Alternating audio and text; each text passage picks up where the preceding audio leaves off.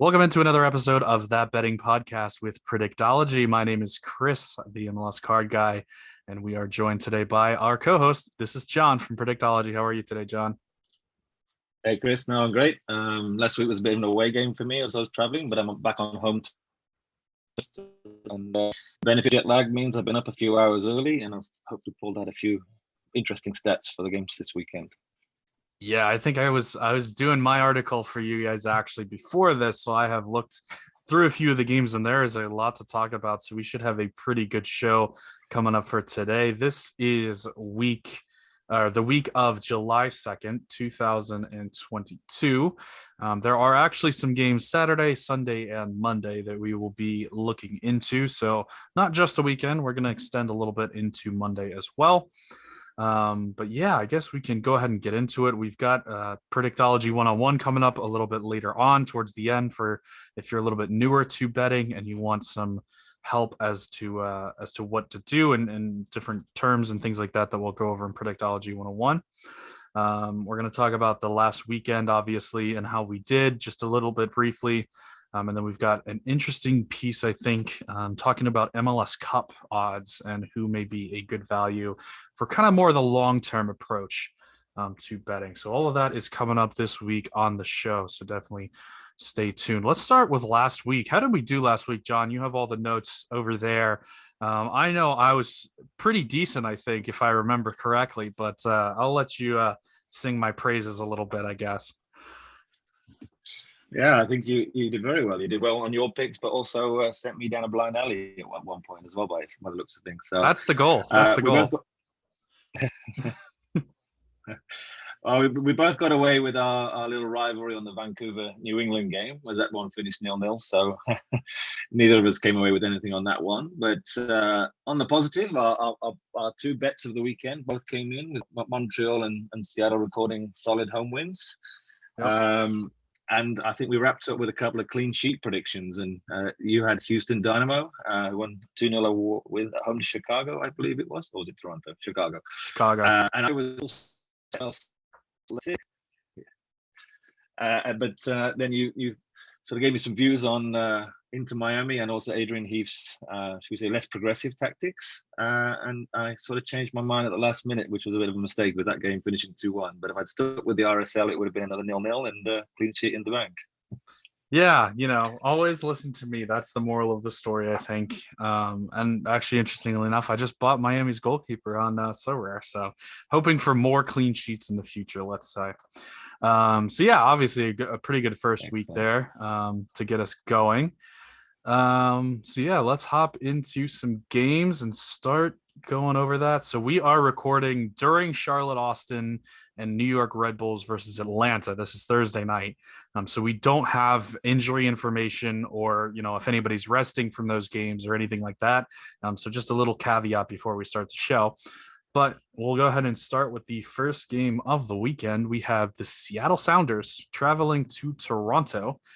Toronto is a home underdog. They're at 2.64 for this game, 2.41 for Seattle. So not a huge spread, but it is a home dog situation for Toronto. Yeah, I think this is quite an interesting game. The Predictology algorithm has Toronto as slight a value in terms of the margin at just under 9%. But there are things that we do need to factor in here, being the fact that they haven't kept a clean sheet in about 1,000 years, I think it is now. Pretty close. A couple of interesting stats on Toronto, although they don't concede. They don't keep clean sheets. They do let them in at both ends. They're pretty entertaining games. They're sitting third highest in both teams to score, with basically 76% of their games having Toronto and whoever they're playing getting on the score sheet. And unsurprisingly, that also leads into a 71% over 2.5 ratio, which is the third highest team ratio in the league. Whereas Seattle coming into this one, as we predicted last week, had a great result. They've actually scored first in 50% of their matches, yet 61% of their goals come in the second half. So it could be an interesting way to see how this one plays out. Do you have any views on this game, Chris? Yeah, that is interesting. And I had another team that I wrote about in my article that was a really good second half team that we'll get to whenever we get to them. But yeah, I mean, going back to clean sheets, we're expecting goals in this game. I think The Sounders have won 2 of their last 11 matches on the road, dating back to October of last year. They've lost 3 of their last 4 on the road, and they've kept just 1 clean sheet dating back to August of last year on the road. So definitely expecting both teams to kind of get some chances and get some looks. One thing I will note, Osorio played the second half against Columbus on Wednesday, and Toronto was a totally different team in the second half. They did concede, I believe it was a counterattack that was just beautiful from Columbus early in the second half. But then Toronto was fighting back and really deserved to get a draw out of that game. And that kind of, my point with that is when Osorio plays, Toronto is a completely different team. He connects the back to the front in a way that Bradley just can't do alone. When he doesn't play, they cannot break press. It's bad. Columbus had them pinned in the entire first half, and then he came in and magically they just started playing through the press. So that's a big, question mark in this game because Osorio's obviously still not healthy. He only played 45 minutes on Wednesday, still working back to full match fitness. I would expect he would probably end up starting this game, but if he doesn't, that's definitely something to keep an eye on. And this is also just one more note. This is also the first meeting between these two teams since the MLS Cup final in 2019. So that one was Seattle won that game 3-1. And then Toronto, their last win against Seattle was the 2017 MLS Cup final. So there's a lot of history between these two teams in the MLS Cup final, which we'll talk a lot more about the MLS Cup a little bit later. But yeah, there's a lot to go on in this game. Insignia's not going to play yet. He's not eligible until there's one more game until all these new guys are eligible to play. So this is the final game they'll play without Insigne. But yeah, what else do we think about this one, John? Yeah, I think Toronto are one of a handful of teams where I think it would be reasonable to expect that they're going to have a better second half to the season than the first. Whether that's last week or it's worth waiting for Insigne. I think this will be an interesting game. Probably quite tight. Probably won by a goal either way. But with a game like that, it might be worth taking the value on Toronto. Yeah, I don't mind that. Seattle's so good though, and Seattle, I don't believe Seattle played this midweek, if I'm not mistaken. So they could have a little bit more rest. Correct me if I'm wrong there, but I don't think that they played this midweek. Yeah. Toronto did play against Columbus. So the rest factor is huge. But, obviously Seattle's traveling across, not only the country, but 2 countries. They're going to Canada in order to play this game. It's a really interesting one. And you're right. It could kind of go back and forth either way. And I think the odds really reflect that. For me personally, I think I'd just stay away from this game completely. Maybe slight value on Toronto, but I could see Seattle winning this game too. Yeah, I agree with you on that. I mean, it's not a game I would personally be having a pre-match bet on. If forced to, probably take the value in Toronto, but I actually think this will be a very interesting game for those who can trade the match live if it's possible. And in a scenario like that, it could pay dividends to wait for the first team to get a goal and oppose that team based on both their records, but also the both team to score element. I think I think this could be a game that goes sees one team score then the other back and forth, which could present some good in-play opportunities. I do like both teams to score in this game. I do think both teams probably get on the score sheet. As we've said, neither team can keep really a clean sheet. If I have to select one team to win without conceding, it's probably Seattle. But we've talked about maybe going against the, betting against the Toronto streak to end, essentially betting that streak would end. I don't think this is the game that it ends, but eventually it will end, No. Yeah, well, that's it. I mean, eventually it does have to end. Maybe the outcome for this one is the Toronto 1-0. There's no over 2.5, no both teams to score, and a clean sheet for Toronto. That would be one hell of a hat trick for them. It would be a quality side like Seattle. So be a disaster. Yeah, basically it's a game to not bet on too hard, I think, at this point. Yeah, I think stay away from this game. Toronto's a team with talent, and they've just been so erratic this season, that sometimes they win games they shouldn't and they lose games that they shouldn't as well. So you never really know with these guys. And I mean, Seattle has been very, very hot. So if you want to go with the hot hand, Seattle is definitely that. Next game up on the list, we got Vancouver hosting LAFC. This is the other Saturday game for in the States in local time. It's a very late game as well. We have Vancouver coming in as big home underdogs, 3-3-7, and LAFC is almost even money, 2.01 to get the road win. What do you think about this one, John? Well, I think I mean, there's so much right with Los Angeles at the moment. Their form's been brilliant. They're comfortably clear in the conference tables. Chiellini winning, and there's a lot of good coming out of there. I think they had a good win in midweek as well. Prior to that win, they're joint top of the form table alongside Montreal with 4 wins in the last 6. One interesting stat for me with LAFC was their second half form, and now this is winning the second half, not necessarily winning the game, but winning the second half. They're actually, of the 14 games, they've won 14 and drawn 3 of their 17 second halves that they played this season. So they've not been on the losing side in the second half in its entirety of the season so far. So they're definitely a team that gets stronger as the game goes by. And they spread their goals pretty evenly, but they peak in the last 15 of both halves. So they do end their halves pretty strongly.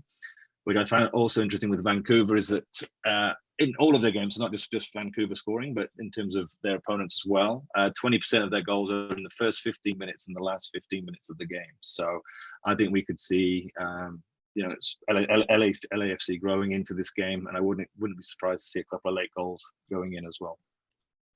Very interesting, because you stole my stat there. I had that written in the article as well. That LAFC had won 14 of its 17 matches during the second half this year, which, I think is down to their bench and how deep they are. They're easily the deepest team in the MLS, and they're going to add Chiellini and Bale after this game. So good luck, good luck. Like, they're going to bring all-stars off the bench here pretty soon. LA is a quality team. But I'm going to counterpoint this. Vancouver has had LA's number in the last few. They did lose 3-1 earlier this year on March 20th, but Vancouver was absolutely horrible at the start of the season. So aside from that, Vancouver is unbeaten in its last 4 against LAFC. And let's see, what else did I have on this game?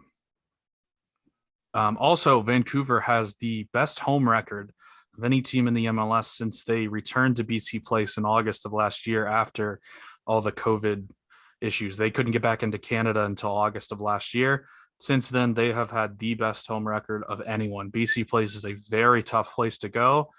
And that is a lot of value as a big underdog at home. So I actually, I'm a sucker for Vancouver. I love me some Whitecaps.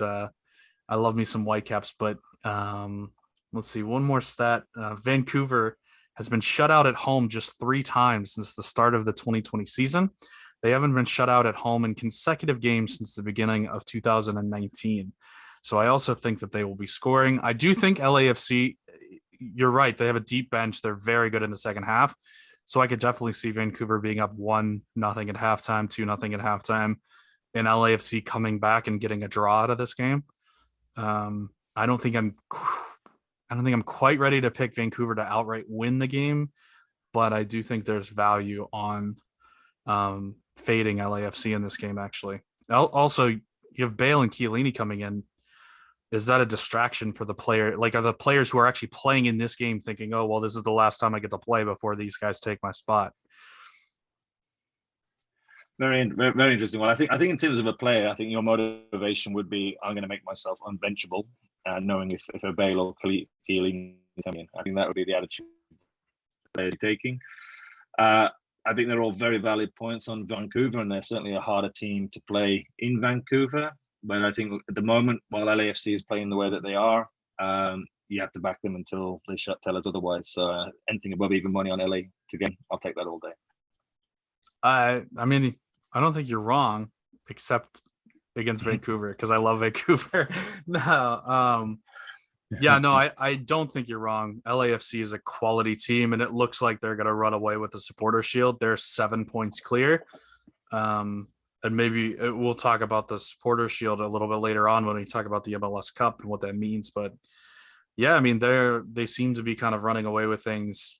First year head coach Steve Tarundolo has done a fantastic job with them, and you're right, they are white hot. Um, but yeah, I like my Yeah. Vancouver a little bit. I do think this could be more of a draw than an outright win for Vancouver, but um, I can respect LAFC is a white hot team for sure. Sounds like our side bet of the week then. It might be. It's gonna be Vancouver every week because I'm gonna pick Vancouver every week, and you're gonna go against them every week because the stats hate Vancouver. Um, but they just keep plugging away, keep plugging out results. Let's see. So yeah, so I'll tell this, or we'll make this bet. Since LAFC is basically even money, you win if it's LAFC, and I win if it's a draw or if it's Vancouver. Is that fair?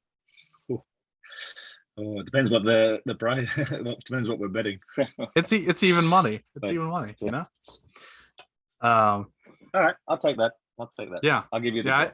I think that's the bet of the week. It makes too much sense that way. Yeah.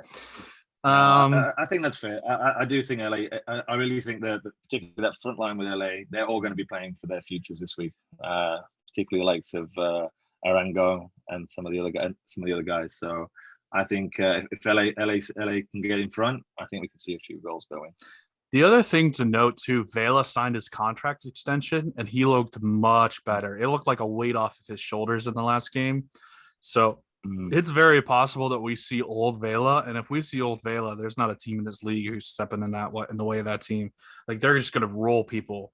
So it'll be very interesting to watch this game, I think, and just kind of see how Who do things you think's play out. Who do you think's might most likely to drop out for Bale, for example? If Bale's going to be a starter, is it Rango or who do you think's positions most? I don't think it's. I don't It think won't it's. be Vela, I'm sure. It's not Vela, and I don't think it's Arango. It's whoever the other one is in that front three. I'm just looking up their last game. My mind's gone blank. They have so many options though. Like they have a poker who can't get starts. They have Ismail Chajuri Shradi who can't get starts. They were already loaded in the front line, and they're still looking for a DP number 9, by the way. So they're still not done adding new players. So to the front line, which is amazing. They're just gonna. I mean, they have no other weaknesses anywhere on this team. The other one that started midweek was Masovsky, and yeah, I could see him being benched. Well, they have the older listeners. Go ahead. Yeah, exactly.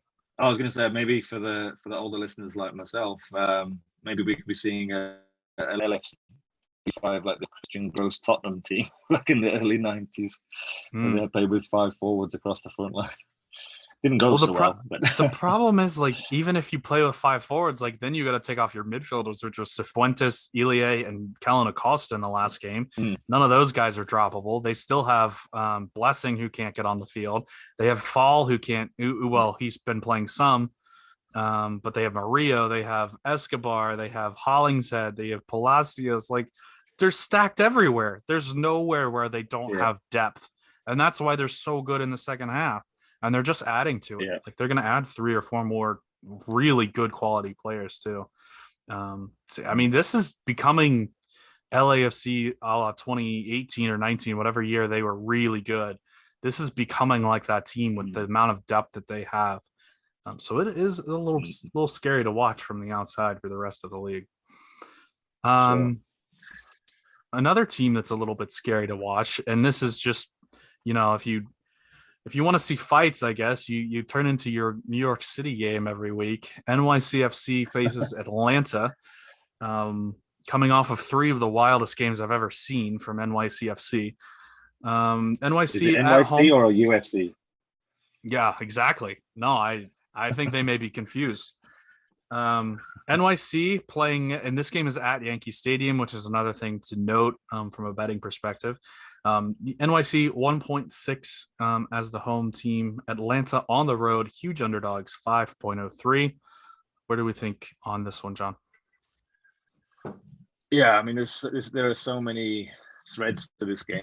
You could justifiably come up with several different angles on how to play this game, and it may be best to actually enjoy the festival, the spectacle, rather than actually putting a bet on the game. But looking at the pre-match stats, and obviously this is influenced by the full season form for New York, but they're a 2.3 goal supremacy in our ratings, which means they should be winning this by at least 2 goals against Atlanta, which is entirely possible, but so are many other outcomes.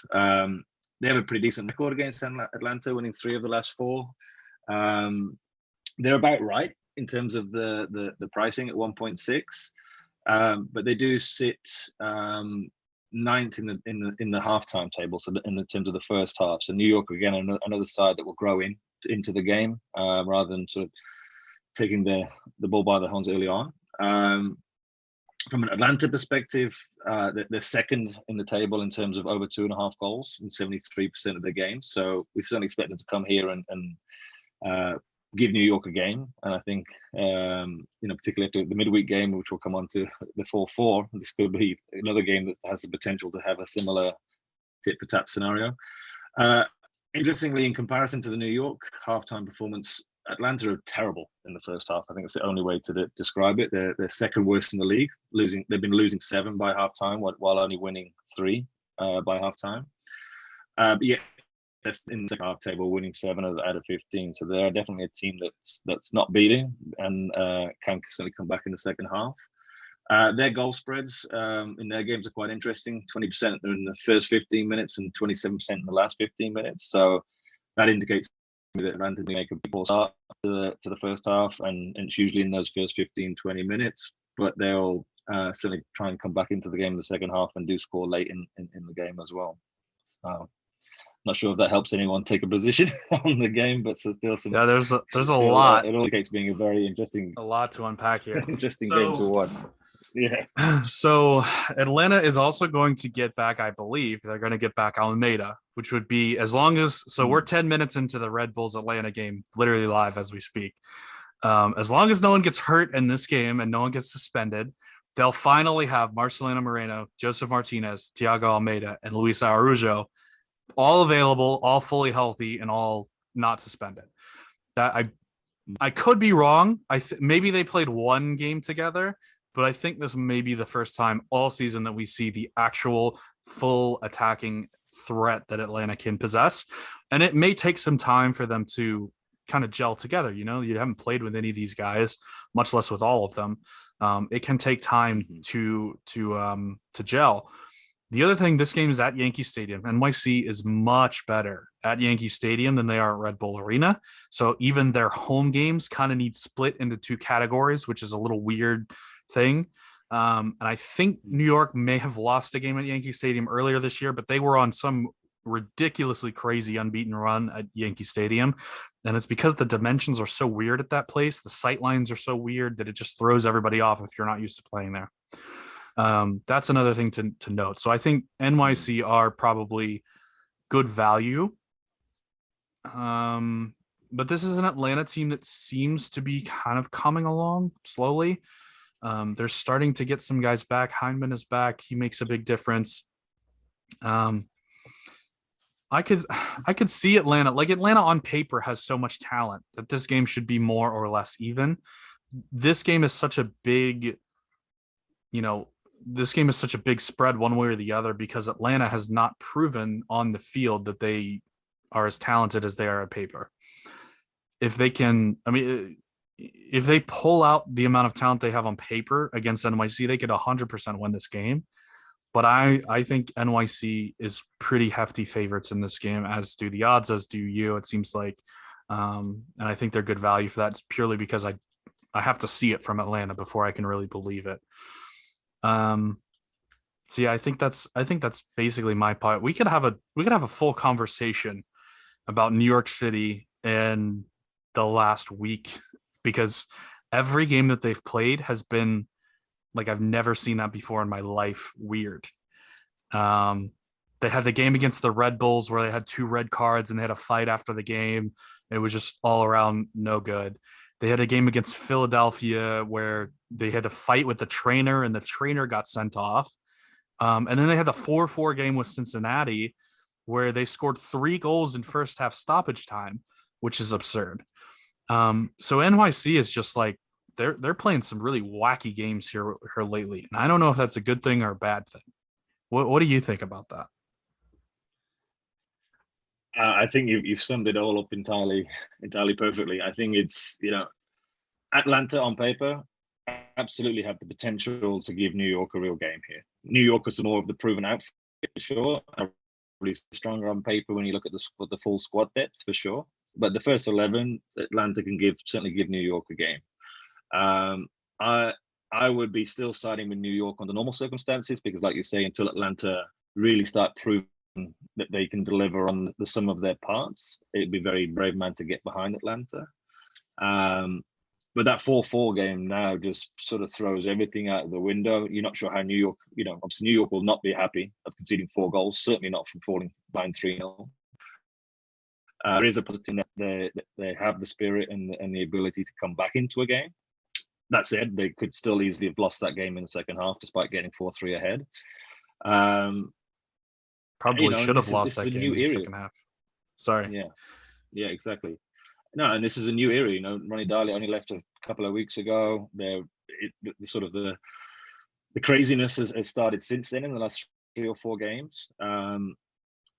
Not under normal circumstances, I would probably be snapping 6 on New York, but right now there's too many question marks about how they approach this game. I'm sure that they're going to be a lot more tighter, and I think they're going to look to keep things very tight in the first half.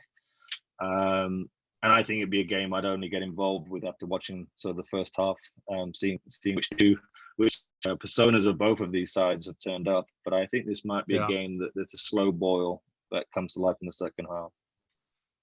Yeah, I mean, like I said, when New York plays at Yankee Stadium, which I believe none of these 3 crazy games have happened at Yankee Stadium, they've all been on the road. When they play there, everything is more calm, or at least it was under Ronnie Daly. It's more calm. It's collected. The other team is kind of out of sorts. Atlanta went there in the playoffs last year and gave them a good game, to be fair, but New York City still got out of there with the win. I actually do kind of like this 1.6, especially when you factor in New York City's getting an extra day of rest here. This is a midweek. Both teams played midweek, but New York City played on Wednesday. Atlanta plays tonight. They're actually playing right now. This being Thursday. So New York is going to have an extra day of rest on Atlanta. The other thing being, this is technically a road game for Atlanta, but they're playing right now in Red Bull Arena in New York, and then they're playing New York City also in New York. So they're not flying anywhere between these games, which could make a difference as far as home and road splits. But yeah, I still think 1.6 is pretty good value on New York. I think there's a pretty good chance that they win this game. Yeah, no, I think you're right. I think the percentages are definitely with New York. I'll be interested to see how the Atlanta Red Bulls game finishes. Obviously, we won't get to that, unfortunately. But for me, and I do a lot of my work in play. I think I'd be wanting to sort of see how the game starts. I think it's a very crucial point that you made about the New York's home factor. And I think I would just be looking to get New York at a slightly higher price in the game if I was going to be making a play on this one. Yeah, I think that's completely fair. So let's move on. We have Columbus and Philadelphia as our next game here. Columbus is coming in as 2.42. Philadelphia goes on the road, and this is the first time I remember Philadelphia being an underdog in quite a while. 297 is their number for Philly. This is one that has a little green star by it, which we learned last week means that the systems like Columbus a little bit, and also a game that I wrote about in this week's write up for Predictology. So, what do we think, or what do you think about this game, John? Interesting. I think the thing that stood out to me, I was a little bit surprised to see, having dug a little deeper, maybe it makes sense, is that Columbus are definitely the value play in this game. They're nearly 28% in value in terms of the price at the moment. And almost on being over 2.5 goals in this one. So one thing I did see with Philly, they're actually top of the draw table so far this season. They've drawn 8 or 47% of their games, which I think is definitely a large reason behind it was hindering their league position and performance this year. And interestingly, they actually in the first half they're leading the half-term table in terms of being 8 wins and 8 draws. So they're the best team in the first half, but they're clearly not, for whatever reason, closing those games out and letting teams back into them in the second half. And they seem to be particularly dangerous in the first 15 minutes of each half. I'm not sure what that means from a tactical or fitness point of view. They're coming out, a lot of goals coming in at those points, but then letting teams back into it. Interesting one for Columbus is only 5% of their goals this season have come in the 46 to 60-minute mark. So not sure if that says too much about their second half. But yeah, a couple of my models are Philly down as a lay and Columbus as a margin. So, if I was going purely on stats and the value, Columbus would be the one to pick out here. But I would not be surprised to see yet another draw. That's really interesting that you bring up Philadelphia and being so good in the first 15 minutes of each half, and Columbus being so bad in the first 15 minutes of the second half. And I think both of those are coaching. I think from a Philly perspective, I think Jim Curtin is the best coach in this league probably at this point. And he comes into each game with such a good game plan, and he has his guys so ready to play. And then in halftime, his adjustments are so good that they're dominating the first 15 minutes of each half. But then the other teams kind of adjust to what Philadelphia is doing, and then their advantage is taken away, and Philly just doesn't have the same talent level that other teams have. So I think Jim Curtin is making a huge difference in Philadelphia. On the other side, Caleb Porter is not a guy that I've traditionally loved. He has had some deep runs in the playoffs, so come playoff time, he's very dangerous. But as far as a regular season coach, there is a lot to be desired, I think, from his coaching. He has a lot of talent in Columbus, and I don't know that he's really gotten the full. He's really gotten all of that out. Now, granted, he's won an MLS Cup there, so it's a little bit weird to say that he hasn't taken advantage.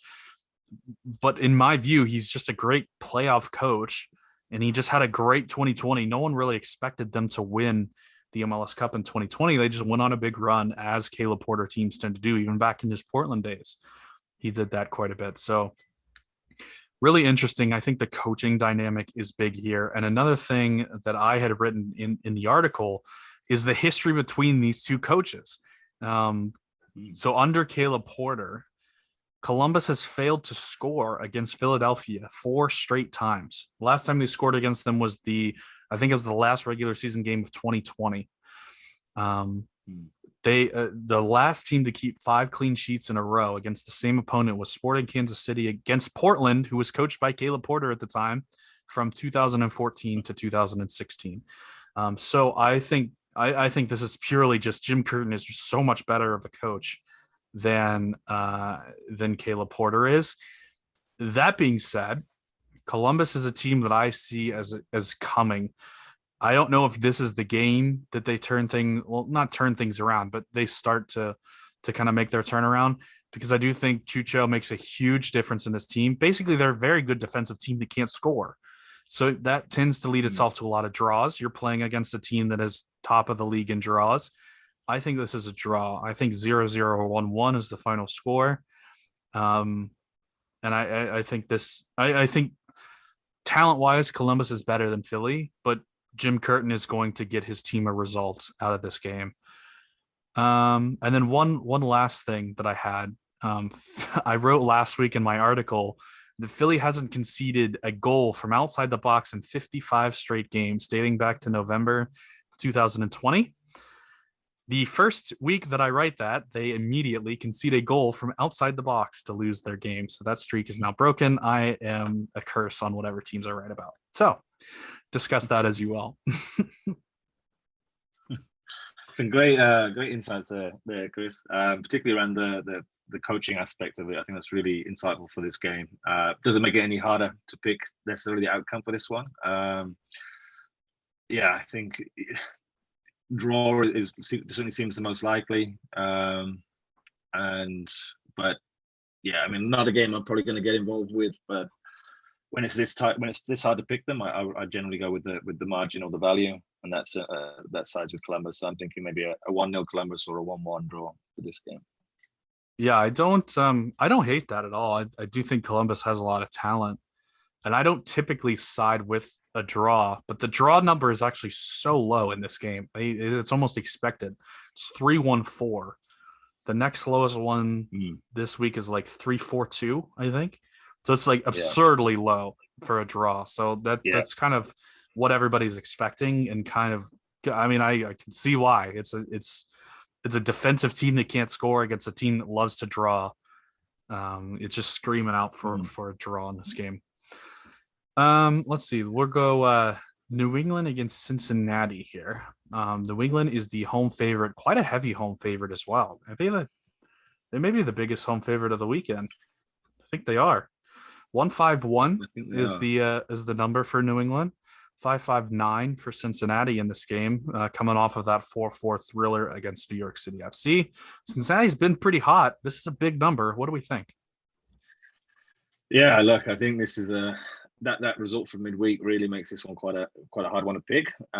Cincinnati do come up as a lay in my model, so a team to oppose. Whereas if you discount sort of the midweek game, New England should be a 0.8 goal supremacy, so they should win this by at least one goal. Looking at it from a goals perspective, New England is certainly more entertaining in the second half. I think it's got 44% of the goals in their game to come in the last 30 minutes. And New England have conceded 35% of their goals in the last 15 minutes, which is an interesting statistic. Whereas Cincinnati, 30% of their goals conceded in the last 15 minutes of the first half. So they're not the side to get behind when you want to eke into half time, it seems. So was that all from the game midweek? Did all the goals they give up come from that game? Yeah, that's a very good point. I haven't actually checked whether that's included in that stat, so that might be one to double check for a false positive.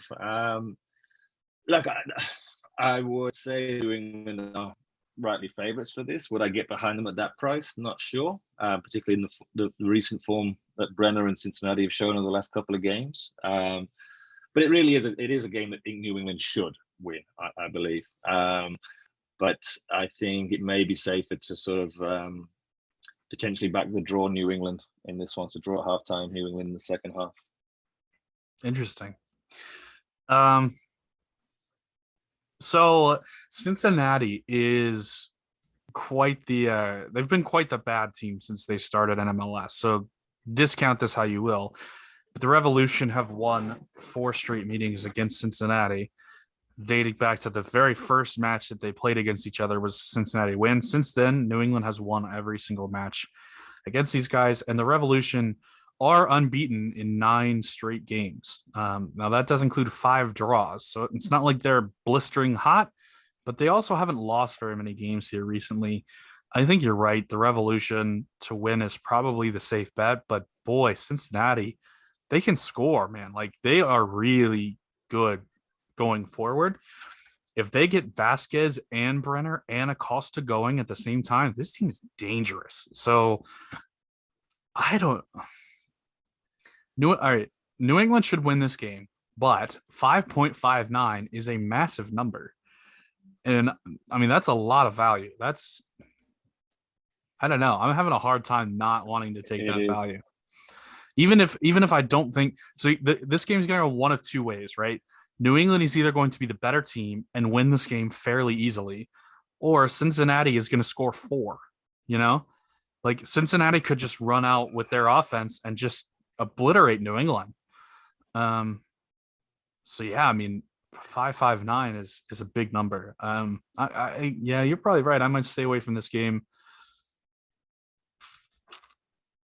Yeah, I'm just so curious what the goal markets are. So yeah, I probably wouldn't even get behind the over 2.5. I mean, it's 1.55 for that. So that's probably the value's gone in that already. And particularly, probably been influenced by the 4 goals in the first half and 4 goals in the midweek. That's the both teams to score like that. Yeah, something similar. Look, I think it's a game. It's very hard to find value in at the moment. I think it potentially there might be actually we're looking at how those over 2.5 goals prices come in. It may actually be worth taking a small position on under 2.5 goals, and this one being a lot tighter than what sort of goals we saw in midweek. Yeah, I could 100% see this being New England just the better team, and they win 2-0, and they just dominate play. I mean, I could see that happening for sure. Georgi Petrovic has also proven to be a pretty good goalkeeper in the very limited time that he's been in the MLS so far. So I mean, it's tough to bet against under 2.5 against a team that is as hot and has as much talent going forward as Cincinnati does. I also want to see who's in goal for Cincinnati. This makes a big deal for me. Celentano is, again, and we've talked about this. Celentano is a good prospect. I rate him long term. He's not there yet, though. I mean, giving up 4 goals is a thing. And Khan was on the bench for their last match. Is he fit to play? He played for FCC2 over the weekend, last weekend, I believe. So honestly, I'm surprised he didn't start against NYCFC. This is one where I think we need to check lineups too and see if Khan plays, because if he plays, this game gets a lot tighter, a lot less scoring. But this is 2 very squarely on the bubble teams, right? Cincinnati has 24 points. New England has 24 points. They're at 6 and 7 in the Eastern Conference right now. They're trying to hold off Miami, Columbus, Charlotte, and Atlanta, all with 20 or more points. So they both need a win. Well, even not a win, just points. It's a fascinating game. It's an interesting one. Yeah, the matchups this week do seem pretty evenly done in a lot of these games, and some good undercurrent stories behind them. So it doesn't make it easy from a perspective. They're tough. But there's some fascinating games to keep an eye on. They're tough, man. They're really tough. Next one we've got Sporting Kansas City, our favorite. They're hosting the New York Red Bulls, 2.66 on the home team Sporting, which is just a slight underdog. Red Bulls are at 2.54, traveling into Sporting. I'll let you go first. What do we think? Yeah, well, Sporting probably one of the worst performing teams for this season. And New York, Red Bulls, who have gone from having the best away record to very fast approaching having the worst away record. I think they've lost last 3 away. They do seem to be conceding a lot of goals in the last 15 minutes. 32% of their goals have come in the last 15 minutes against them. Our platform has New York Red Bulls 0.05 on the supremacy, so slightly better than the Sporting, but probably not something too confident to get behind. Sporting have got 1 win in 5. They've not scored a goal in the first 15 minutes of a match so far this season. It's wild. But 36% of their goals scored have come in the 46th to the 60th minute. Again, this is one. It's hard to make a call on while a team's still playing now, which is Red Bulls. But I got no confidence in Red Bulls away from home at the moment. So maybe, possibly, this is the week for Sporting to put a bit of life back into their season. Wow. I think it's the way Red Bulls play. I think will give Sporting a chance, but it's very hard to get any do anything with any conviction. On their current form, and even the markets have it pretty evenly spread. I think Sporting at 2.6, Red Bulls at 2.54, and the draw is 3.4. So again, I would be wanting. I'd probably be wanting a slightly better price on Sporting if I was going to go that route. So I think it's a game. Again, I'd probably steer clear off from a betting perspective. Yeah, I mean, very good for a betting podcast. I mean, don't be me and lead your listeners down the wrong road, right? No, Sporting, I completely agree with you. I mean, it's so hard to bet on Sporting at the moment, but we really step back and think of it. I don't think the Sporting played this midweek either. Could be wrong about that. You might have to double check it.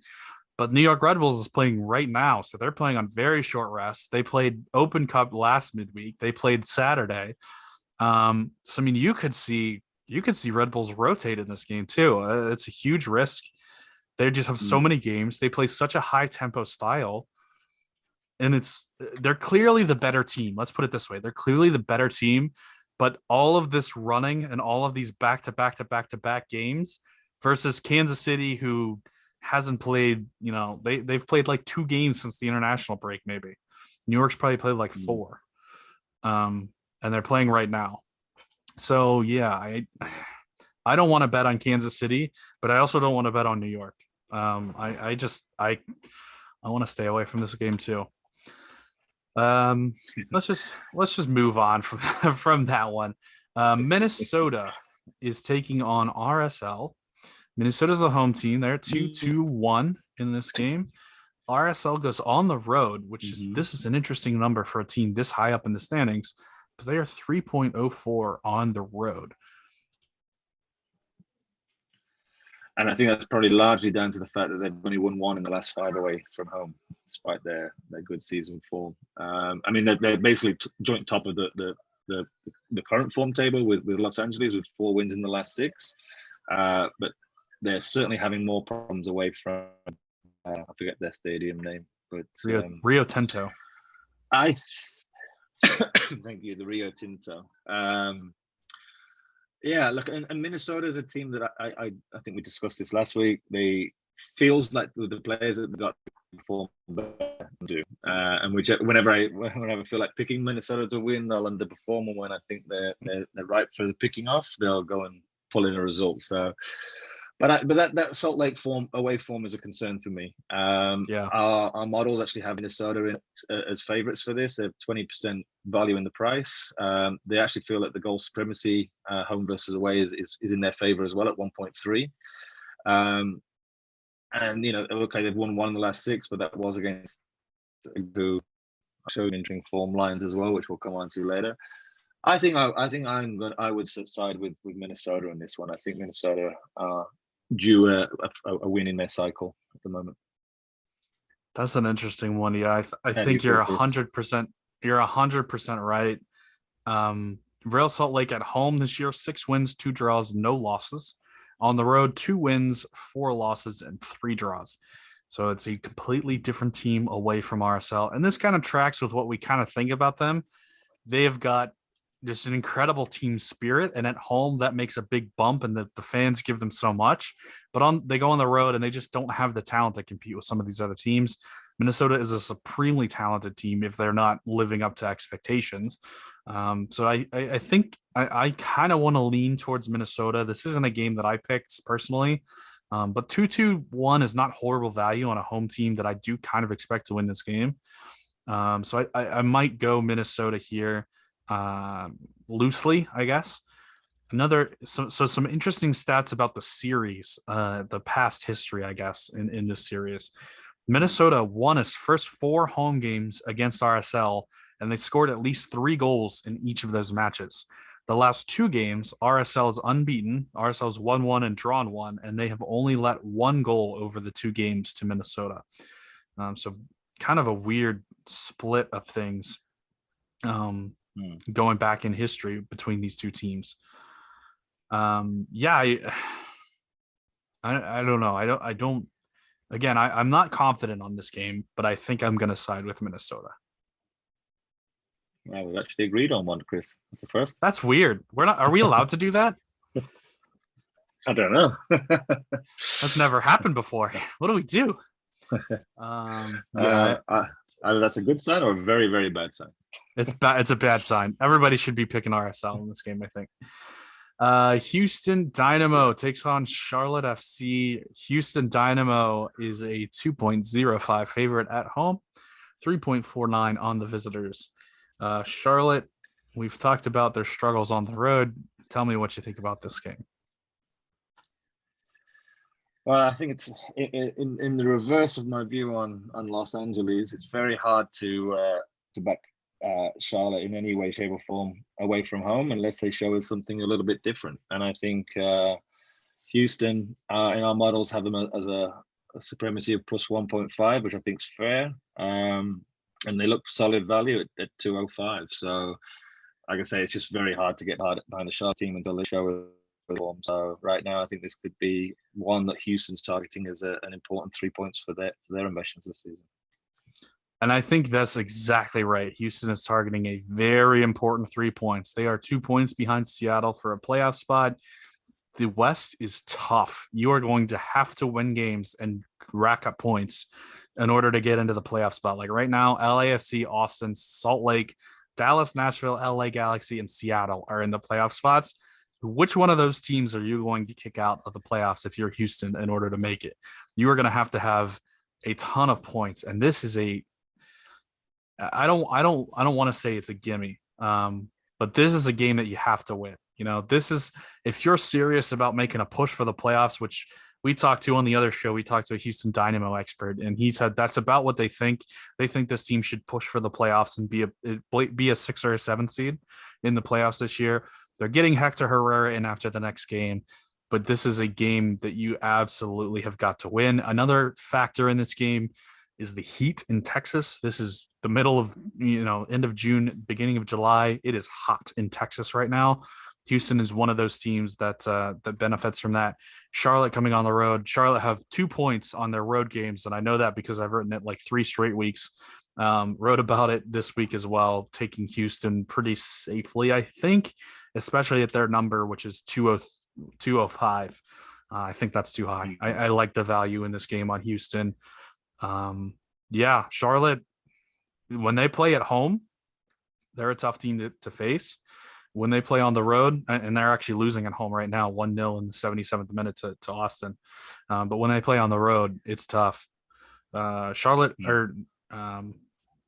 that's pretty much all I have for that one. It wasn't a whole lot. It was pretty easily going Houston's way, I think.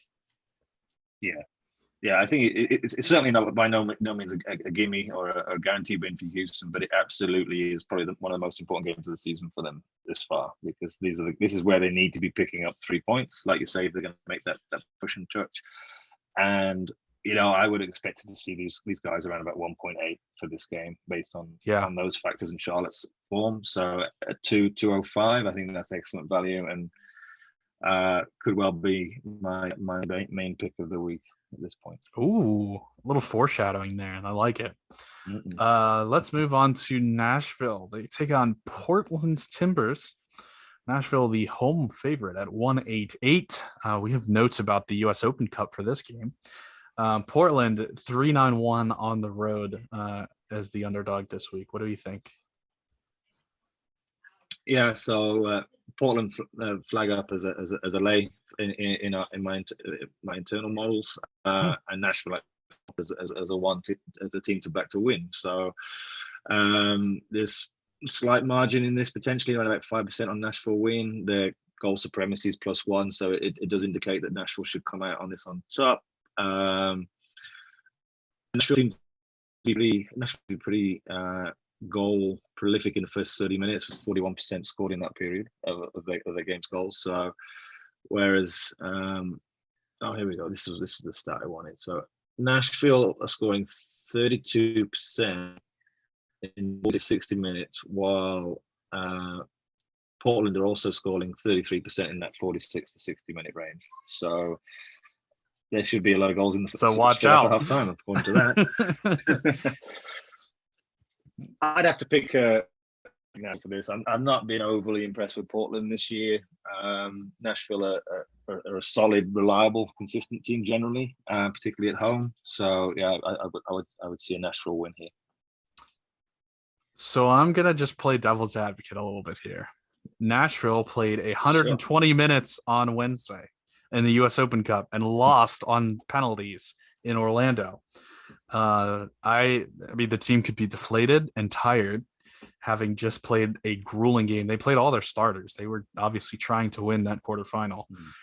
And I don't know how this affects this game. I see on a normal week, I'd say, sure, Nashville's a more talented team. They're at home. They never lose at home, aside from, the last home game they played against Sporting Kansas City, of all teams, when they took the 2-1 loss. So that scares me a little bit. And at 188, I don't love that value for a team that just lost to the worst team in MLS. Portland has won 2 games in a row for the first time all season long. They're finally maybe starting to put some things together. I don't know. I don't know if there's value there. I still think Nashville's a favorite. I still think they probably win this game, but I don't know if that's value at 188. Interesting. Yeah, I think it still is at this point. I think any lower than that, it probably isn't. I think it's a valid point around the midweek. I think, although I'd say that I don't, these are professional athletes. They haven't played a huge amount of midweek games this season compared to last year. So one game in the midweek shouldn't put too much fatigue in the legs, but depends So how like they one and a half games in lose. the midweek, though. It was 120 minutes. True. It wasn't just a game.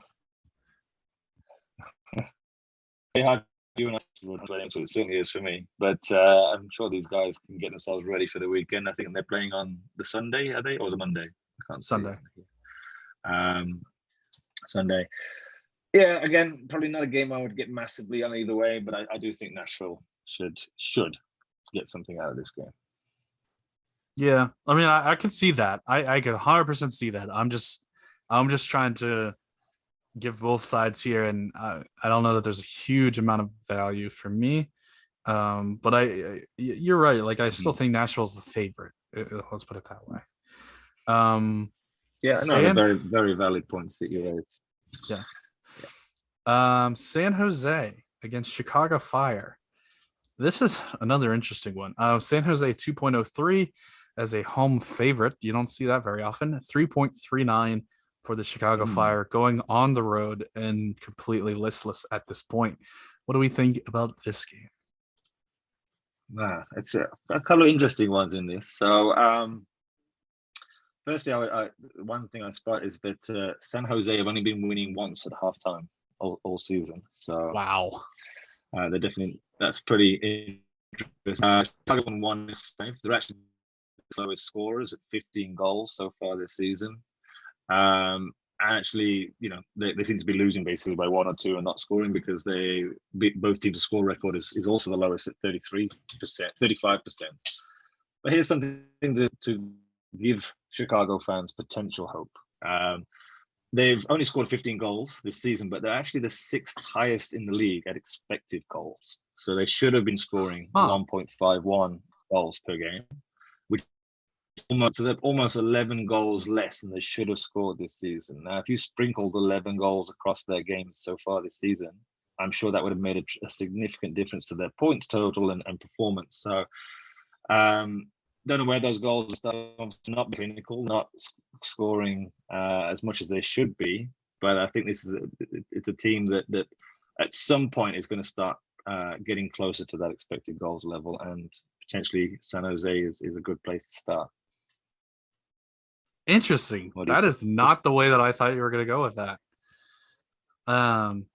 Well, I guess we're going to disagree on this one too. The Earthquakes are unbeaten in 7 straight home matches. They've not lost at home since a 3-1 loss at the beginning of the season to the Red Bulls. The Fire have lost 6 of their last 7 away, including 3 in a row. They got smoked at Houston.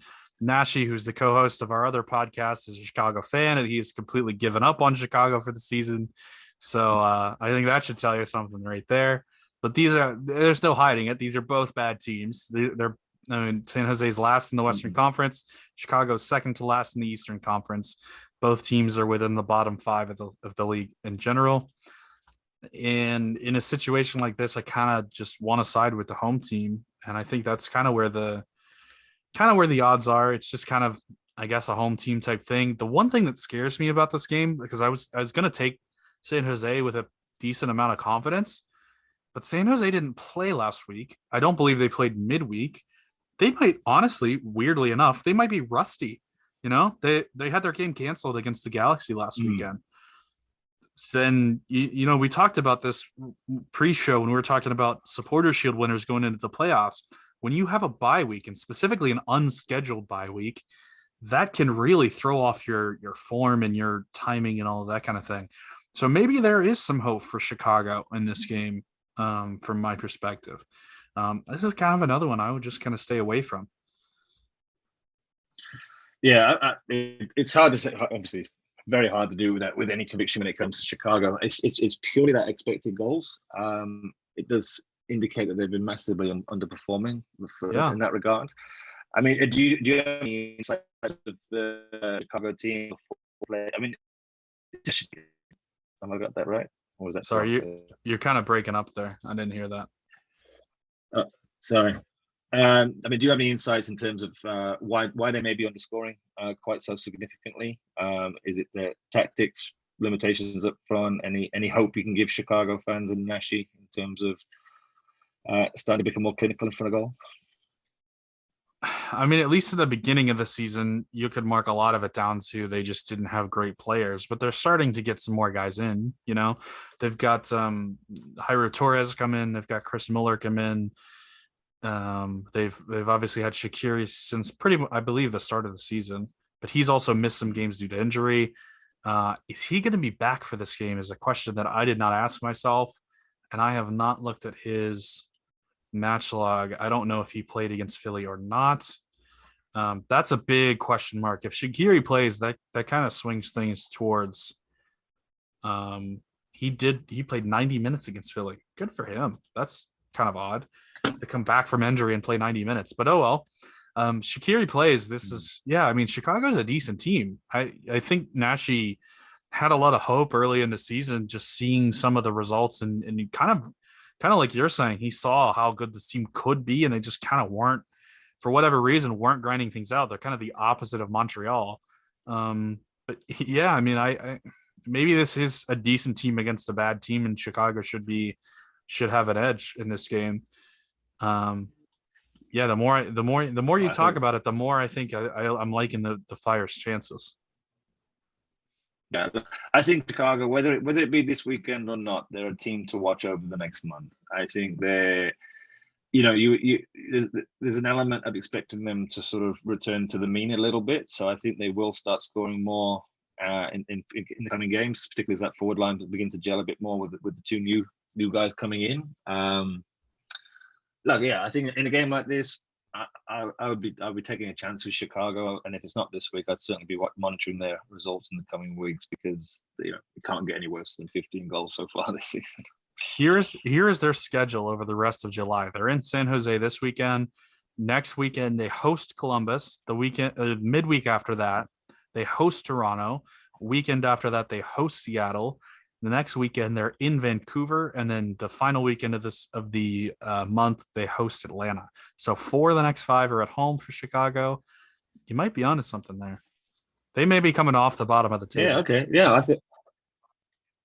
I think if you excuse the Seattle game, which will be obviously be tough under any circumstances, Atlanta at the end could go either way, but I think they're eminently winnable games. I think we could see. Excuse you, they're going to BC Place. That's definitely their toughest game. Yeah, I think Chicago could be a team to watch this month as a potential outsider in the form table. So that's the. I like that call from you. I really do. I like that call a lot. Speaking of teams that will not be coming off the bottom of the table, the next game is Orlando City hosting DC United. DC United has firmly planted themselves as one of the worst teams in the MLS, maybe the worst, honestly. Be interesting to see DC against Kansas City right now and see who would win that game. Orlando is a home favorite, 1.94. DC goes on the road as a 3.6 underdog. What do we think? Well, you're probably not going to like me for this one, Kris, but where I was able to give Chicago fans hope, I can't offer the same branch to DC United fans at this moment. Their expected goals for the season is the lowest in the league at 0.94. So they are not creating chances. They are not looking dangerous in any way, shape, or form. No. And they've lost 4 of the last 5. So it's very difficult to see where you go from here without a significant change in either four players, or all of the above. Oh man, what's the manager position? Hasn't that changed recently already? And that's not really had any impact, has it? Well, I think that the impact that it's had is the reason that we're so bad. I mean, under Losada, we were okay. Like, we were kind of rolling a little bit. And the story there is that the players were being worked too hard, or they felt they were being worked too hard, and they just kind of gave up on Losada. And the front office said, well, the players have given up on you. We don't want you here. And so they fired him. And the assistant that they brought in said, well, if you thought you were being worked too hard, we're not going to work as hard. But the problem with that is the only reason that they were even competitive at all in the Eastern Conference was because they were working hard. So now they have no talent. They have no work ethic. They are walking most games now. It's hard to watch. I am not exaggerating when I say this is easily the worst team in the league right now.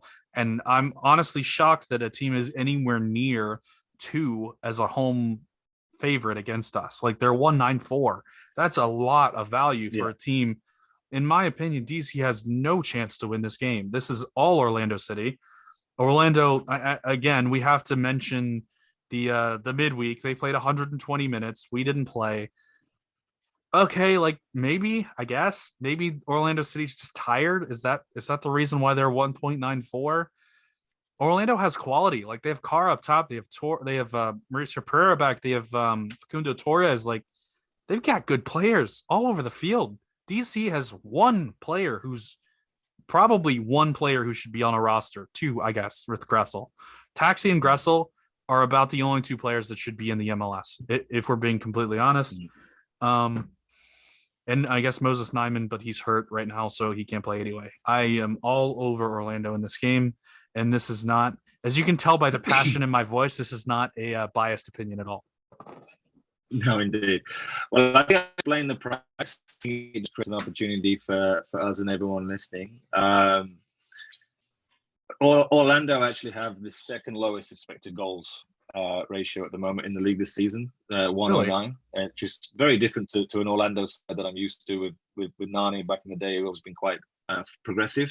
And they're actually scoring 17% less at home than they are away. So they're having struggles finding the net. But unlike with DC, I think they have the pieces and the parts to, correct that. And it's merely just probably a temporary drop in form and things. But I think that creates an opportunity for us. I don't see at the moment this season looks like a complete write-off for DC United, right? It completely does without a significant change in something there. Unlike with Chicago, who are perhaps underperforming, DC are performing exactly where they should be right now. It's just bad. So at the price that Orlando is right now, with all those factors considered, I think you'd be opposing game unforeseeable. Orlando's 5th in the Eastern Conference right now. There's no way that at home the 5th best team in the Eastern Conference is on DC's level. There's no way. This series is kind of interesting too, because there are never draws in this series. There's only been 1 draw in 13 all-time meetings. Each team has won 6 times. So it is as balanced as it can get. I fully expect Orlando City to take the lead in the all-time series here. That's enough bashing my team, I think, for now. Let's move on to Colorado against Austin. We have 1.8 on the home team, Colorado. Austin is a 4.09 underdog.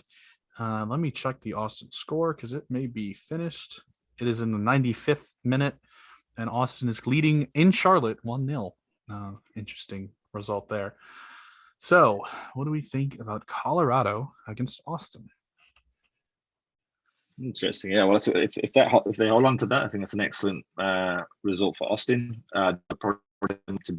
Having lost once in the last 6 with 3 wins, which is very respectable. I don't know who got the assist or the goal today, but Fagundes is leading the way in the league with 7 assists this year and looking like a great player. So those are the positives on Austin, although they do come up in my models as a team to oppose this week. And I think that is largely down to the fact that Colorado actually have the best performance record at home. Not necessarily the best record in terms of wins, draws, and losses, but once they're at home, they're scoring 42% goals are away from home. They're conceding 62% less. So they're definitely a different outfit when they're playing at home. So I think this would be a tough game for Austin, particularly, again, as we've mentioned before, the rest between now, with Austin just finishing their game and the game at the weekend. I would have to say that Colorado will edge this one. Whether it's a win or a draw, I'm not sure. But I don't see Austin going to Colorado and winning 2 on the bounce away from home. I think we'll take a lot of that this week. That's a tough one. And that game actually has gone final. It is now 1-0. to Austin. Danny Pereira has scored the goal. He got sent off a couple games ago, comes back and scores from center midfield, assist to Nick Lima. So good for him. Very good. This is a tough one, right? You're 100% correct. Colorado at home is nothing to mess with. However, Colorado is 12th in the league table right now in the Western Conference. They have 19 points. They're not out of it by any stretch of the imagination, but they're playing an Austin team who's 31 points. They're second in the entire MLS right now. They're trying to chase down LAFC. This is a good Austin team. This is a really good team. Even away from home, Austin is 5 wins, 3 losses, and 1 draw away from home this year. That's a really good away record. Colorado's 5-1-2, so 5 wins, 1 loss, 2 draws at home. But man, like,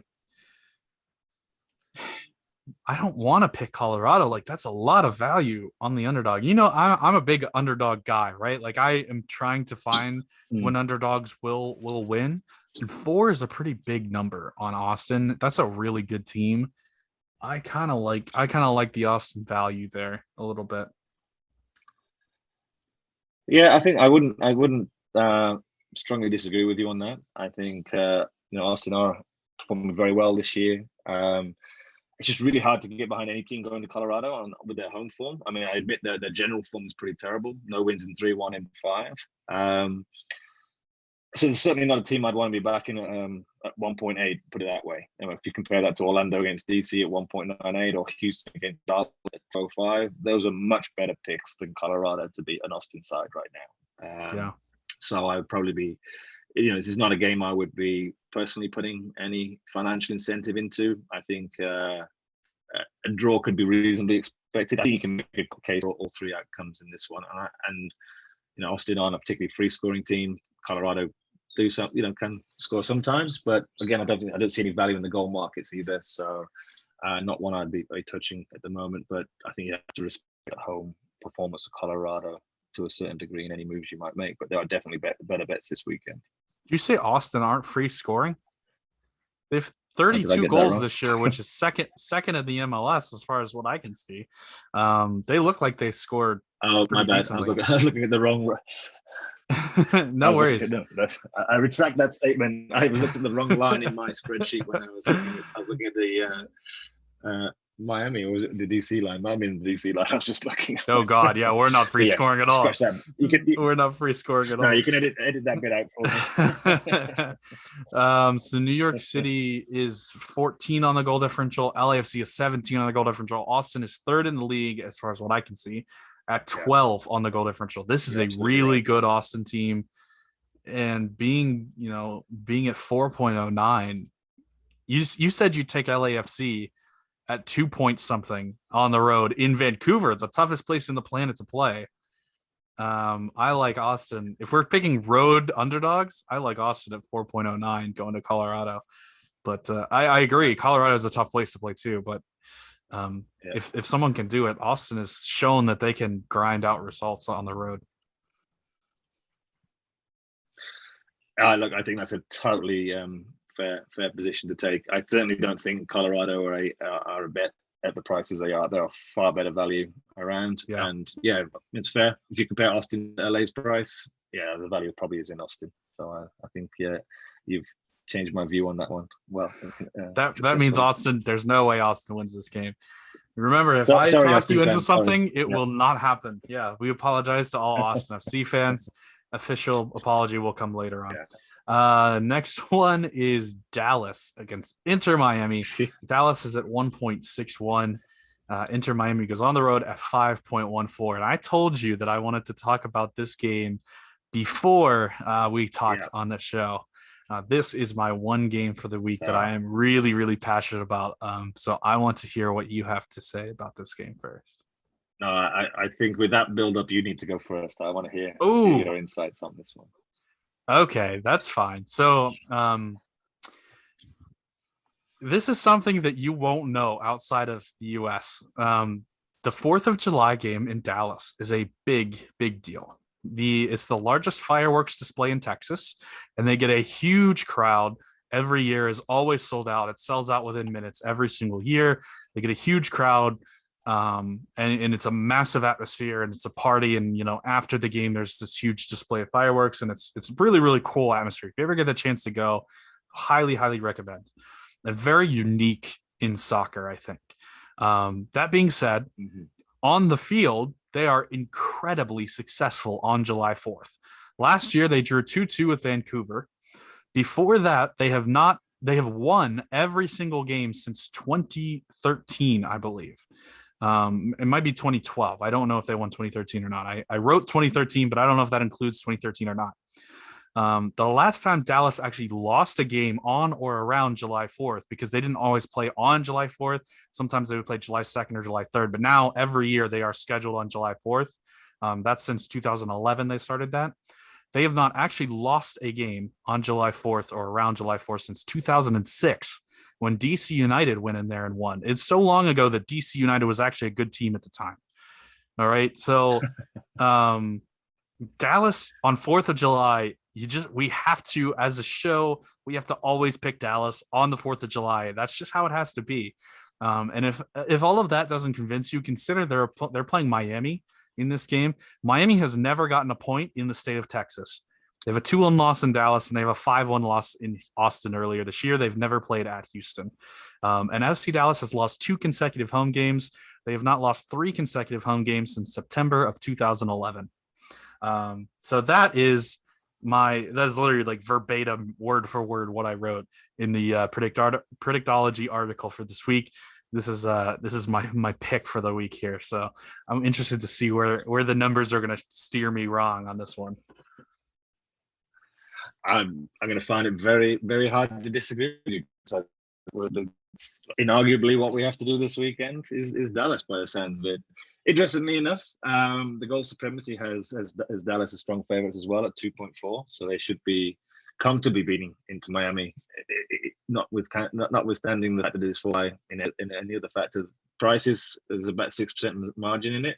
I think the only query in it is the 1 win in 5 games, but I think a home game on such an important date certainly will overcome a lot of that. Inter Miami have been in decent form with 3 wins in the last 5, like losing just once.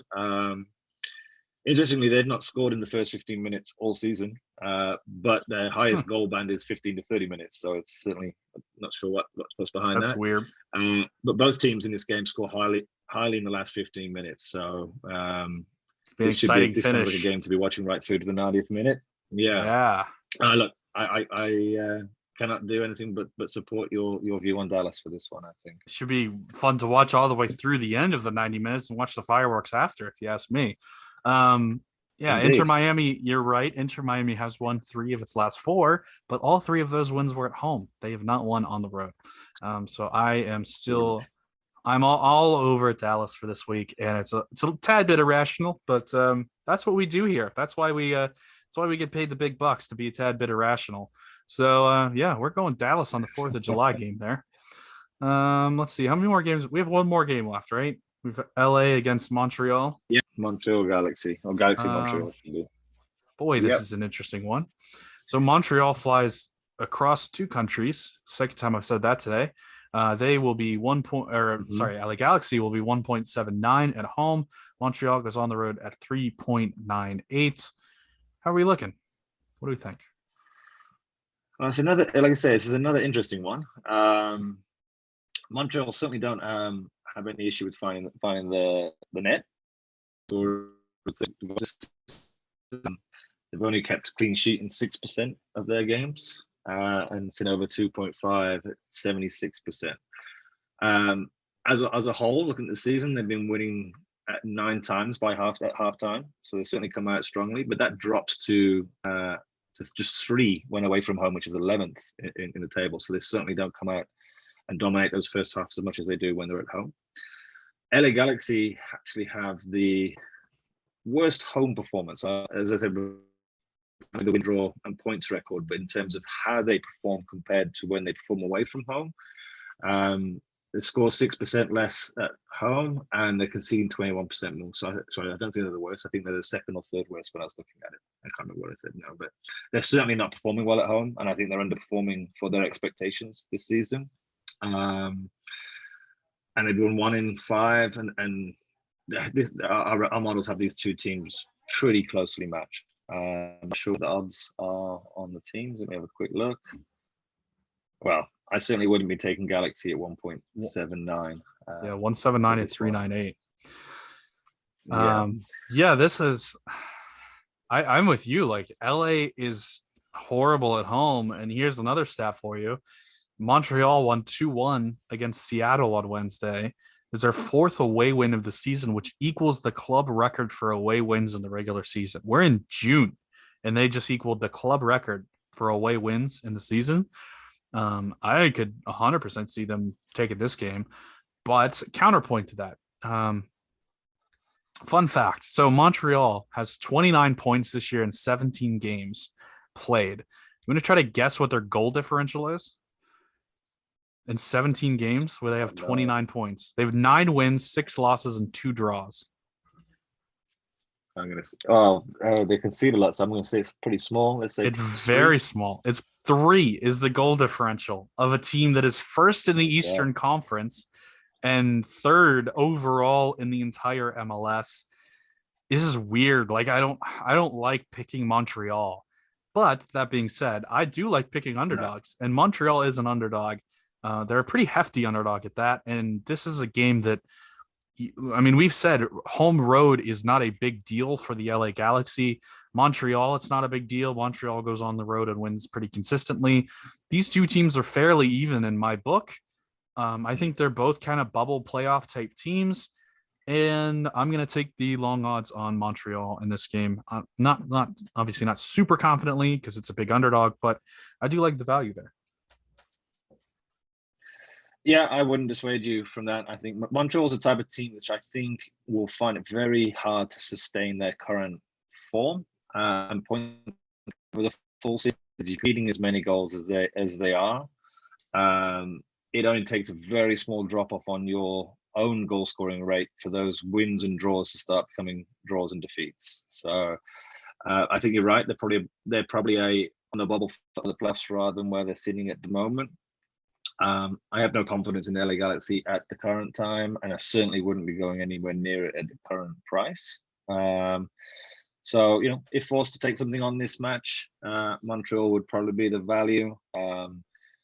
There's nothing that really screams out for me that I personally want to get involved with on this game at this time. Here's another fun stat for you about the Galaxy's home form. LA's trailed by 3 goals against Minnesota at halftime on Wednesday. This was the second time in the last 5 home matches for the LA Galaxy that they've trailed by 3 goals at halftime. In the previous 301 home matches that they played back to 2004, they've only trailed by 3 goals 1 time at halftime. So twice in the last 5 games, 1 time since 2004 before that. They can absolutely lay an egg at any time at home with this current team. Also, their defense has been much improved from last year, but the players themselves didn't change. So part of me thinks like they could go back to last year's defense at any time, and apparently it's already happened twice, right, with Minnesota and Dallas. They could go back to just completely free-for-all on defense at any point during this game. Or during the season, I should say. So why not take a big underdog and try to squeeze some value out of this game? I don't think it's a bad play, even if it doesn't work out. I don't see any reason why. And you're right, like, we don't expect Montreal to continue this insane form that they're in. But one more game. They just have to keep it going one more game. Yeah, I mean, if you absolutely have to have a position on this game, then it makes entire sense to be Montreal rather than LA Galaxy with the current form and the current prices. So, not one I'll personally be touching, but yeah, if you are insistent to do that, then get with Montreal. That's where the value will likely be for this match. It's an interesting one. So these teams are both, pretty closely priced. Which underdog would you rather have, Austin, Colorado, or Montreal in LA? Oh, that's a good question. I mean, just on the stats, it'd have to be Montreal because Hmm. I just LA Galaxy are looking very poor to me right now. Something not smelling right there. So I think Interesting.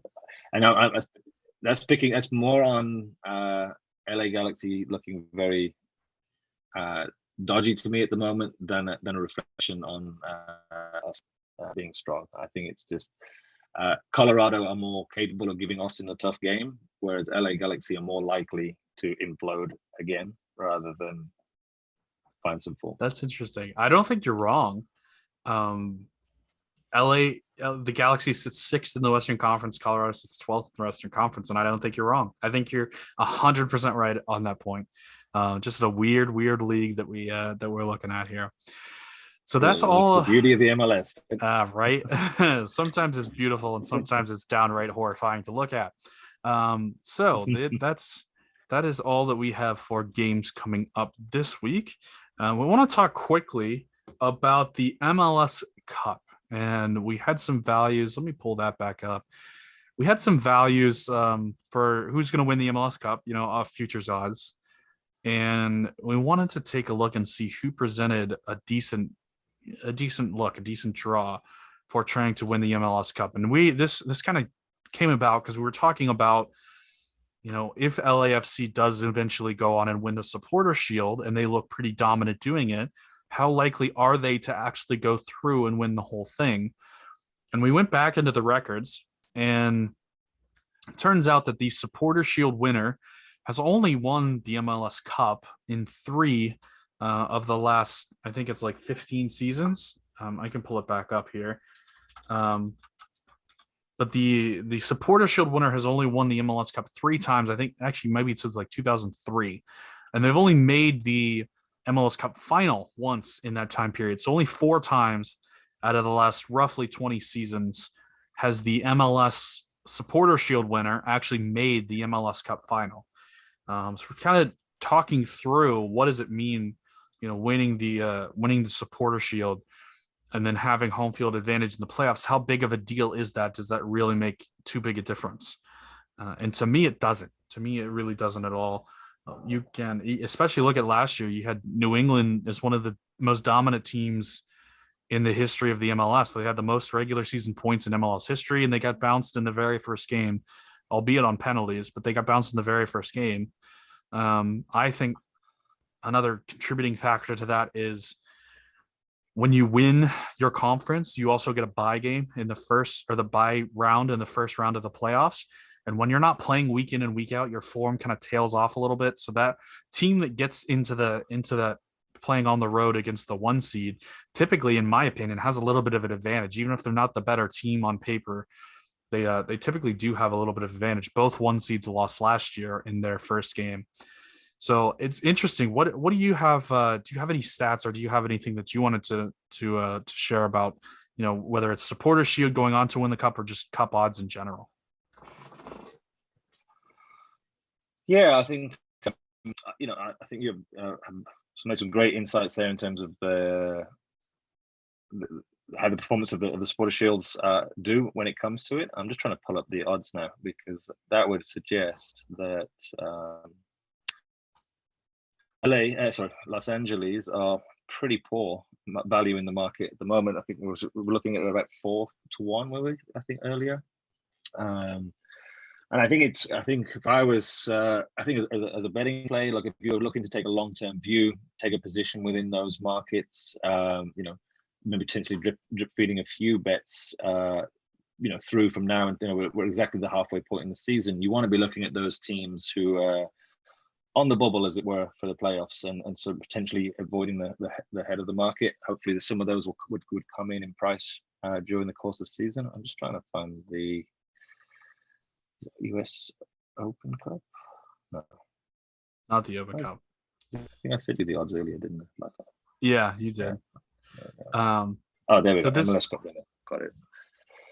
So this is another interesting point, right? New York City last year wins the MLS Cup. They were a 4 seed. The team from the West that got to the final was Portland, also a 4 seed. Both of those teams went through the 1 seed in the that had the bye. New York got through on penalties. Portland got through on a very late winner. I think it was 90th minute or so. And both those teams actually go on and get into the MLS Cup. New York wins it eventually on penalties. New York was not a bad team, like the 4th seed overall, and they were really challenging for 2 and 3 throughout most of the season, and just kind of faded just a little bit towards the end of the year. But a 4th seed is nothing to laugh at.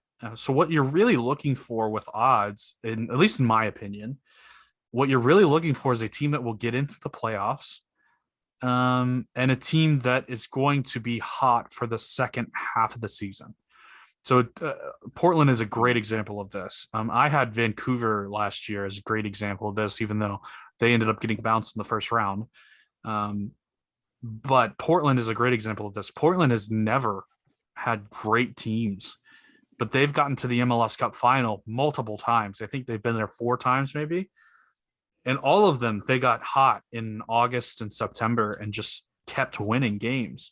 So what you're looking for is form when we get towards August and September of teams that are white hot going into the playoffs. As it stands right now, what you're looking for is just long odds on teams that you think are going to make the playoffs. If you can get long odds on anybody who makes the playoffs at this point, you kind of take it. So who kind of fits that bill for you? Yeah, I think you're absolutely right. And I think the fact that it becomes much more of a cup format. I think your point about Caleb Porter earlier in the show is a prime example of it becomes much more tactical, one-off games. Anything can happen. So really, I wouldn't be necessarily going too long odds and picking a Chicago and hoping they sneak in to the playoffs. But you want one that you think you've got a better than 50-50 chance of them being in the playoffs. And if you're getting decent price around them, you can expect that to be sure to come the end of the season. And then you've got 2 or 3 of those sort of in your portfolio. Then you hedge. You can hedge through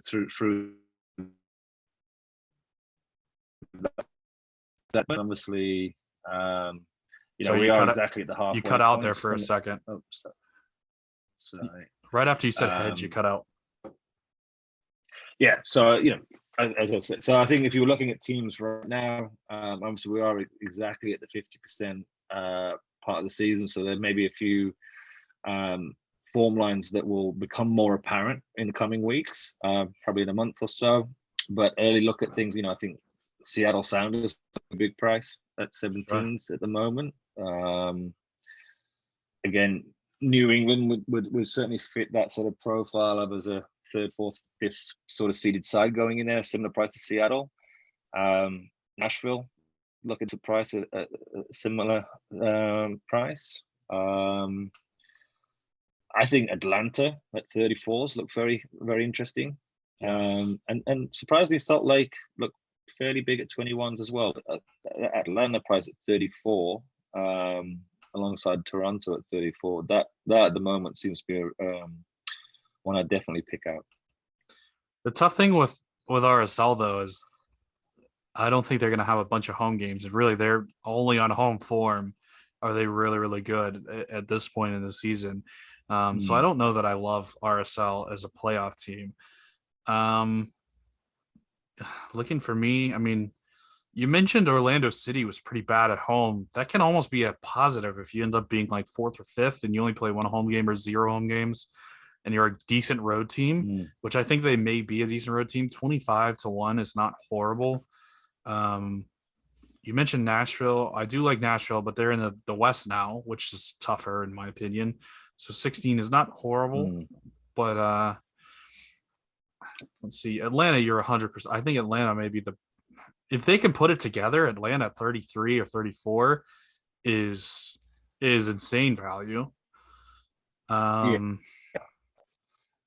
bigger than Minnesota, Colorado, New York, Roll Salt. That's big price. Columbus is 25 on my screen here. That seems like so. Columbus we talked about this one before the show. Columbus is a really interesting one because they're essentially a very good defensive team that cannot score a goal to save their life. And that's why they're not getting results at this point in the season. That could potentially change in a big way. They're signing Chucho Hernandez from Watford, which could be his potential to be one of the best players in the MLS. So if you add that with Lucas De La Rion going forward, that gives you a really good striking tandem. You have Nagby in the midfield who never loses possession. If they get some guys healthy, Mensa gets back to being, all world type center back. That could be an interesting team. Here's another one. Look at this. Cincinnati is 66-1. Like, and Cincinnati's sixth in the Eastern Conference right now. If they get Brenner going, they get Vasquez going, they get Acosta going, that is a dangerous team. Now they're 66-1 because they've been garbage for the last 3 years, and no one thinks that they can turn it around. And you also have to question their goalkeeping situation, but we still really haven't gotten to see Alec Khan in an extended period of time with a decent defense in front of him. I still am not sold on Alec Khan being a failure at this point. He could still turn things around.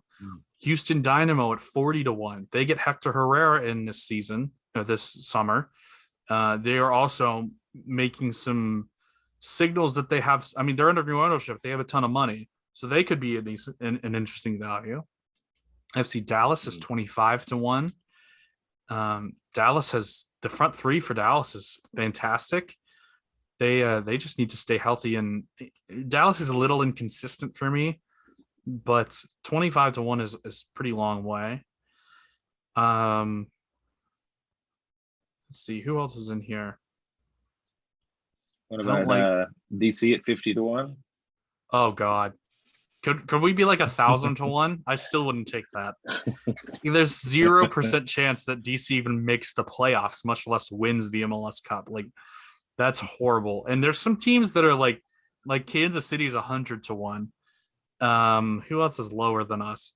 Chicago is 80-1. I'd rather have Chicago, being honest. Charlotte's 80-1. I'd rather have Charlotte. I have no idea where they're getting this 50-1 thing. Like, they're just they're just not paying attention. Let's see. Enter Miami 66-1. They're higher than us. So yeah. There's some teams that I don't like as far as odds.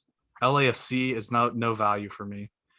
They're good, but we talked about how hard it is to win the supporter MLS Cup double, and it looks like they're kind of trending towards winning the supporter shield. Now, the one caveat to that being this is potentially the deepest team of all time in LA, so potentially they could have the pieces to be good all year round. It's definitely possible, but we've seen like really good teams, and this is New England from last year. This is LAFC from 20. I got to look up what year they were good. It was either 18 or 19, and I get them confused every time I bring them up. But whenever LAFC was really good with Vela and Diego Rossi and all those guys, none of those teams won the MLS Cup. They all look like world beaters. So I'm seeing 3-1. I don't think there's any value on anybody at 3-1. I feel this could play into some of the reasons that LA have brought in the likes of Bale and Chiellini. I mean, these guys are proven winners and their mentality wise as well. And maybe they're thinking that is the difference maker for them, because they don't need to bring those guys in at the moment to feel like they're going to win the Supporters' Shield. I think they'd have a pretty good confidence that they will do that regardless, but maybe these guys can make the difference in those bigger, higher pressure one-off games, particularly, someone like Chiellini marshalling the back line and barking orders. It could just make that small percentage difference when you get to the end. It's a really good point, and you're definitely not wrong about that.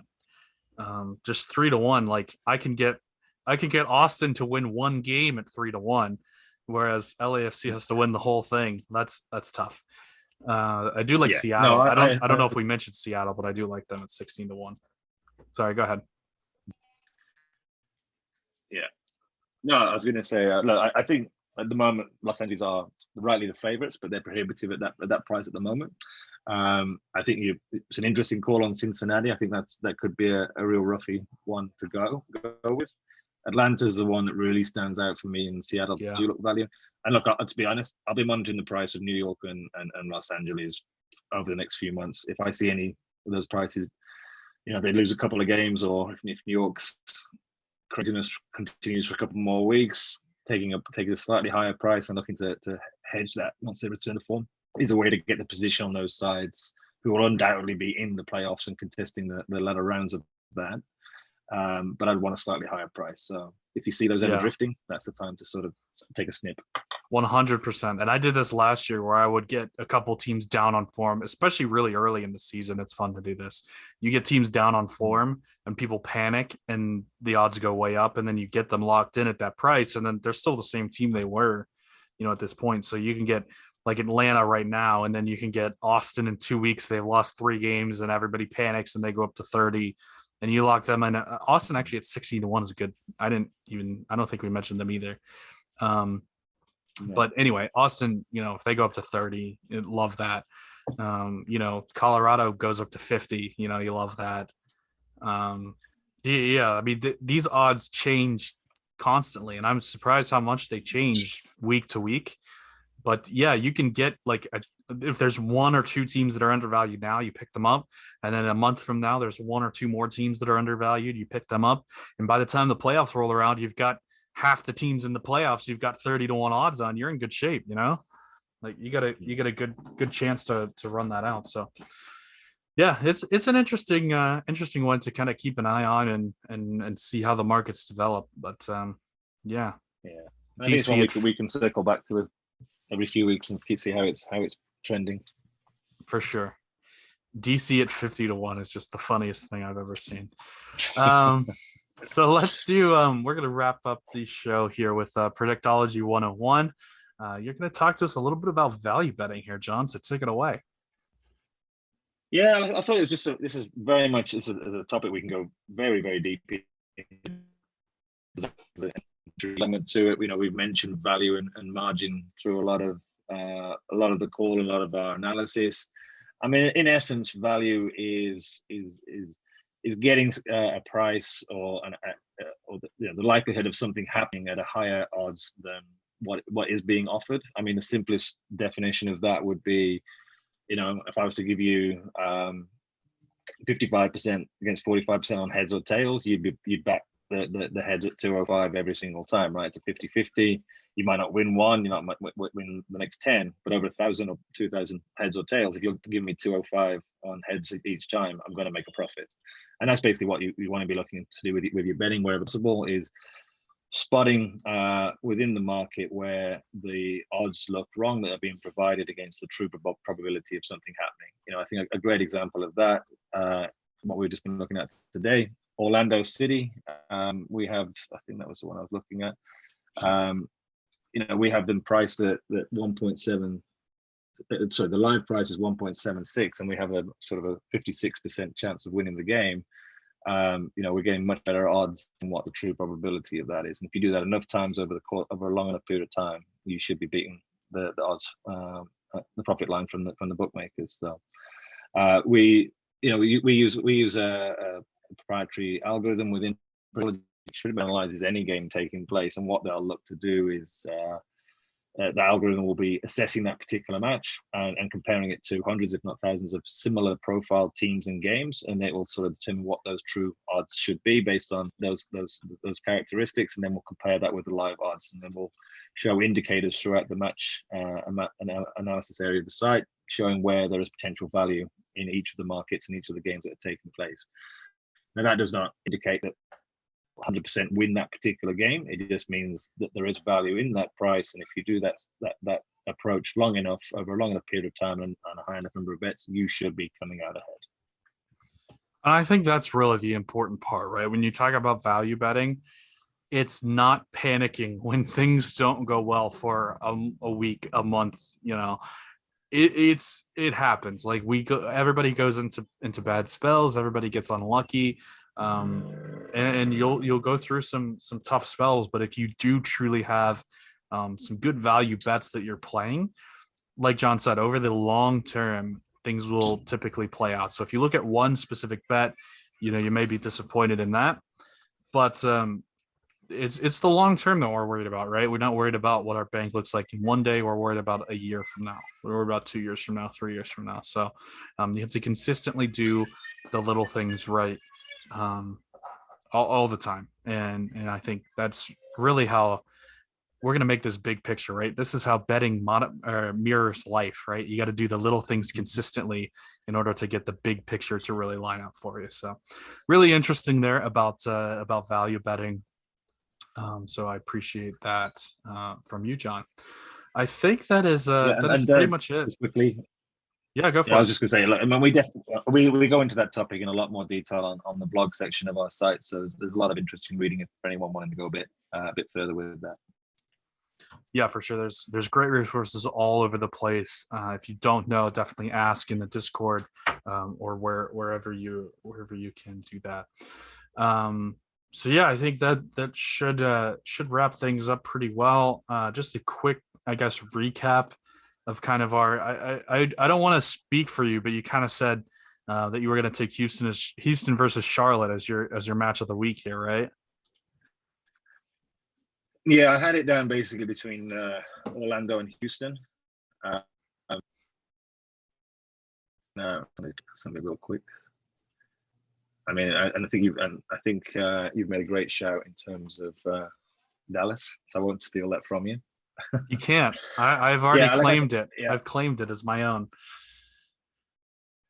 yeah. I think based on the higher price, I think Houston was the 205, right? I think that's probably Yeah. my bet of the week, closely followed by Orlando. But I'll stick my account and go with Houston to get the win against Charlotte. Okay. And to be fair, if we're talking odds and value betting here, like we just were, Dallas is probably not the bet of the week. But I'm still taking them at 1.61. Orlando City is probably the value. Well, Orlando and I mean you're right. Houston is he's value as well at 205. So I mean if all three win, you're returning more from Houston. So realistically, you would go Houston as the value of the week. But we're gonna Yeah, take Austin or not Austin, Dallas. yeah. We have to take Dallas as All the three of July those 4th game. picks, all three of those picks on current prices are indicating value in our predictology model. So certainly no harm with Dallas, Orlando, or Houston. And if you're looking for a side of the end, a little double or treble on those, could give you some good yards on that one over the weekend. Be interesting. Take all the Texas teams as my thing. And then our split of the week was Vancouver and LA. I'm taking Vancouver. You want the black and gold there of LA to go into BC Place, the toughest place on the planet to play, and get the win. So I'm taking draw or win for the home team there. So I feeling pretty confident in that one. I'm happy with that. I'm going to be running my LA stack in my forward stack in my team this weekend. So yeah, I'll give you the draw and Vancouver. I'll take LA for that one. Another thing we have to figure out is Thomas Hasal going to play in this game, because that actually is kind of a big deal. But that's beside the point. We already broke down this game. So that's our split of the week. We've got our bets of the week. We'll have everything in the show notes. The links to everything on Predictology will also be in the show notes. If you have any questions, you can reach out to us on Twitter. What are we at? Predictology Bet. Is that right? Is it Predictology underscore bet? Yeah. Okay. Yeah. Predictology Bet on Twitter. Yep. Yeah, I think that should be just about it. Any other thoughts for us, John? No, not for that. I think I'll just wish everybody a great 4th of July weekend, and we'll look forward to being back on the show next week. Yep. We will see you all next week. Have a lovely weekend, and good luck with your bets this weekend, gentlemen.